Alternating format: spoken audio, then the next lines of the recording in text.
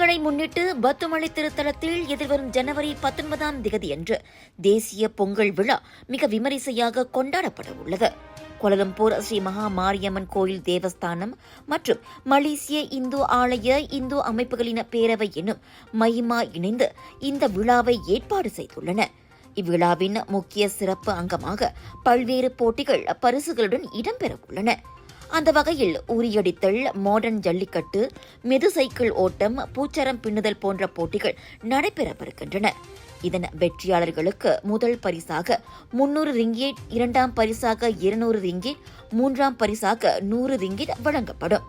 இதுபோலவே தோரணம் பின்னுதல் போட்டிக்கு முதல் பரிசு 200 ரிங்கேட், இரண்டாம் பரிசு 150 ரிங்கேட் மற்றும் மூன்றாம் பரிசு 50 ரிங்கேட் வீதமாக இருக்கின்றன.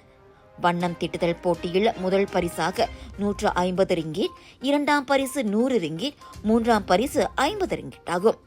இதனிடையே குழு போட்டியான வழுக்கு மரம் ஏறுதல் வெற்றி குழுவுக்கு 1001 ரிங்கேட் பரிசும் காத்திருக்கிறது.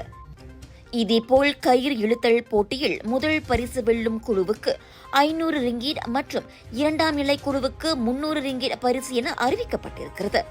இந்த போட்டிகளில் பங்கேற்க ஆர்வம் உள்ளவர்கள் தேசிய பொங்கல் விழா அன்று பதிவு செய்து கொள்ளலாம். அனைவரும் திரளாக கலந்து கொண்டு தைப்பொங்கல் விழாவை சிறப்பிக்குமாறு தேவஸ்தானத்தின் அறங்காவலரும் மைமாவின் தலைவருமான டத்தோ சிவகுமார் பொதுமக்களுக்கு அழைப்பு விடுத்துள்ளார். பினாங்கு தண்ணீர் மலை அருள்மிகு பாலதண்டாயுதபாணி ஆலயத்தில் அண்மையில் ஐயப்ப சுவாமிக்கு இருமுடி காணிக்கை செலுத்தவும் முருகனின் திருவருளை பெறவும் 10,000க்கும் மேற்பட்ட பக்தர்கள் திரண்டனர். இதனால் மலைக்கோயிலே விழாக்கோலம் பூண்டது. பினாங்கு இந்து அறப்பணி வாரியமும் அதில் பங்கேற்று பக்தர்களுக்கு உரிய வசதிகள் கிடைப்பதை உறுதி செய்தது. அவ்வகையில் அனைத்து பக்தர்களுக்கும் இலவச உணவுகளையும் ஐஸ்மோர் பானங்களையும் அவ்வாரியம் வழங்கியது. அந்நல்லெண்ண முயற்சியில் அறப்பணி வாரியத்தின் தலைவர் RSN ராயரும் துணைத் தலைவர் செனட்டர் டாக்டர் லிங்கேஸ்வரனும் பங்கேற்று சிறப்பித்தனர். இதர தன்னார்வலர்களுடன் இணைந்து இருவரும் இலவச உணவுகளையும் பானங்களையும் பக்தர்களுக்கு எடுத்து வழங்கினர். மக்களோடு மக்களாக அவ்விரு தலைவர்களும் பங்கேற்றது சமூக நலன்பால் அவர்கள் கொண்ட அக்கறையை புலப்படுத்தியது. பினாங்கு இந்து அறப்பணி வாரியம், தன்னார்வலர்கள் மற்றும் பொதுமக்கள் என அனைவரின் ஒத்துழைப்போடு நடந்தேறிய இந்நிகழ்வு அனைவரிடமும் அன்பு மற்றும் ஒற்றுமையின் பிணைப்பை வலுப்படுத்தியுள்ளது. நகர்ப்புறங்களில் வசிக்கும் B40 எனப்படும் குறைந்த வருமானம் பெறும் தரப்பினருக்கு தொழில் முனைவர் திட்டத்தின் மூலம் வாழ்க்கை தரத்தை மேம்படுத்துவதற்கான வருமானத்தை அதிகரிக்கும் திட்டத்தை வீடமைப்பு ஊராட்சித்துறையின் துணை அமைச்சர் டத்தோ ஐவான் அத்தீரா தொடக்கி வைத்தார். இவ்வாண்டு முதல் மொத்தம் 29 அரசு சார்பற்ற அமைப்புகள் தொழில் முனைவர் திட்டத்தில் பங்கேற்கும் குறைந்த வருமானம் பெறும் தரப்பினர் நகர்ப்புற பொருளாதார சமூகத்தை வலுப்படுத்தும் திட்டத்தில் பயன் அடைவதை உறுதிப்படுத்த வேண்டும். இந்த திட்டத்தை அமல்படுத்த இவ்வாண்டு 11 மில்லியன் ரிங்கேட்டை வீடமைப்பு ஊராட்சித்துறை அமைச்சு ஒதுக்கியுள்ளதாக ஐமான் கூறினார். B40 குடும்பங்களைச் சேர்ந்த 1060 பங்கேற்பாளர்கள் இத்திட்டத்தில் பயனடைவார்கள்.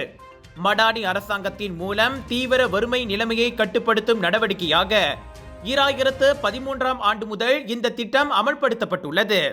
தற்போது வரை நகர்ப்புற தொழில் முனைவர் திட்டத்திற்காக 16,955 பேருக்கு பயிற்சி அளிப்பதற்காக மொத்தம் 174 மில்லியன் ரிங்கேட் ஒதுக்கப்பட்டுள்ளதாகவும் அவர் கூறினார்.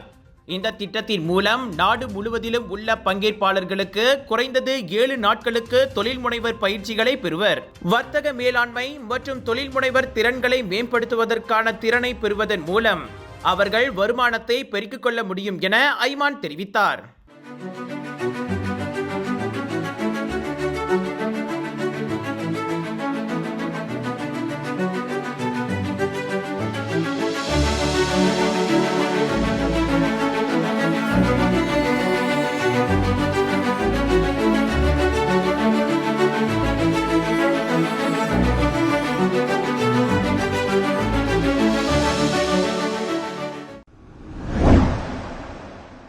இந்தியாவின் வடகிழக்கு மாநிலமான அசாமின் தொலைதூர மாவட்டத்தில் வெள்ளத்தில் மூழ்கிய நிலக்கரி சுரங்கத்தில் இருந்து ஒரு சுரங்க தொழிலாளியின் உடல் மீட்கப்பட்டுள்ளது.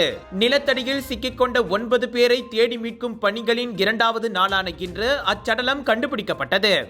91 மீட்டர் ஆழம் மற்றும் பல நிலத்தடி சுரங்கங்களை கொண்ட இந்த சட்டவிரோத சுரங்கத்தினுள் திங்கட்கிழமை காலை வெள்ள நீர் புகுந்தது.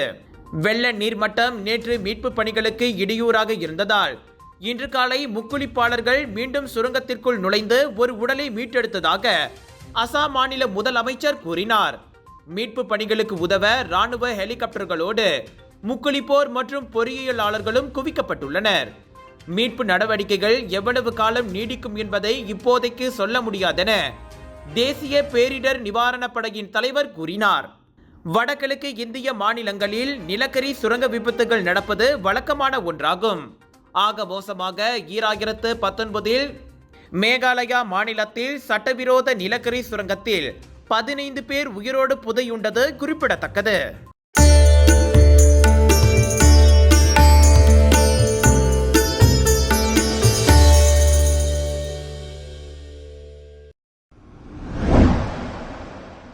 ஜாலான் லிப்பீஸ் பெந்தா சாலையின் 7வது கிலோமீட்டரில் ட்ரக் லோரியை தடுத்து நிறுத்திய போலீசார் அதிலிருந்த பல்வேறு வகையான 494 பறவைகளை பறிமுதல் செய்ததோடு அந்த ட்ரக் ஓட்டுநரையும் கைது செய்தனர்.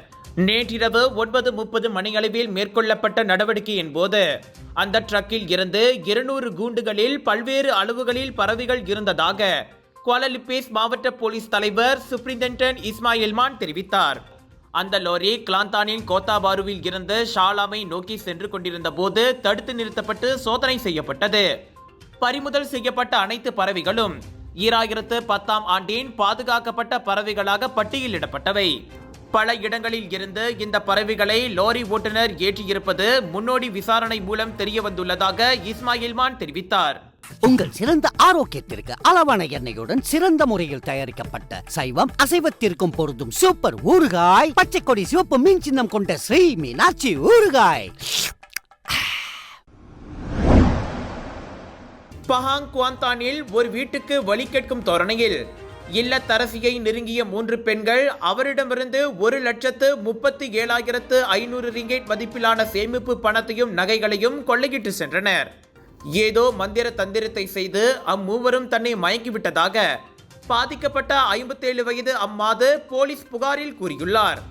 அதனால் என்ன செய்கிறோம் என்று தெரியாமலேயே அம்மூவரையும் வீட்டுக்குள் அவர் அழைத்து சென்றிருக்கின்றார். அவர்கள் கேட்ட முகவரி தமக்கு தெரியாது என கூறியதும் நகைகளையும் சேமிப்பு பணத்தையும் எடுத்து வந்து தருமாறு அவர்கள் கேட்டார்களாம். இவரும் உடனே உள்ளே சென்று கேட்ட அனைத்தையும் கொண்டு வந்து கொடுத்து விட்டதாக நேற்று போலீசில் புகார் செய்துள்ளார். அவ்விவகாரம் விசாரிக்கப்படுவதாக பஹாங் போலீஸ் தலைவர் டத்துஸ்ரீ யாஹ்யா ஓத்மான் கூறினார். பினாங் கடா பேரா மக்களே, ஜிஎம் இந்தியன்ஸ் பெருமிடன் வழங்கும் பினாங் குளோபல் பாலிவுட் பஜார் 8 இருந்து 12 ஜனவரி வரை ஏயோன் பிக் சப்ராங் ஜயா பிராய் பினாங் வைரல் ஃபுட் ஃபெஸ்டிவலில் 100க்கும் அதிகமான உணவுகள் திரண்டு பாருங்கள், மகிழ்ந்து போவீர்கள்.